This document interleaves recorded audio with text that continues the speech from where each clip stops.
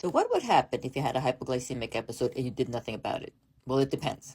Depends on how hypoglycemic you are. Depends on how much insulin is still active, or if you're taking a sulfonylurea, how much of that is still working.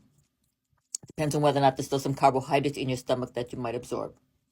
And it also depends on whether or not your body is able to combat the hypoglycemia by making more glucose. Glucagon is a hormone that is made by the pancreas that causes the liver to make more glucose. Sometimes that ability is impaired in patients with diabetes, especially patients with type 1 diabetes. And so the short answer to the last question is maybe. If your blood sugar is severely low and your blood sugar and your body's not able to raise it and you don't get enough glucose to your brain, then yes, you could go into a coma and you could die. Most of the time, people feel so awful before that happens that they feel like they have to eat or drink something.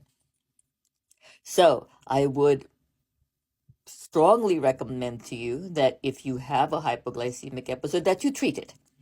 And if you are too weak or too dizzy to get up, you want to make sure that you have something by your bedside, a juice box, some glucose tablets or glucose gel, something that won't expire soon, something that won't go bad, and just keep it at the bedside in case of emergency. And if you are, again, if you are frequently having this happen to you, have some form of glucagon by the bedside as well.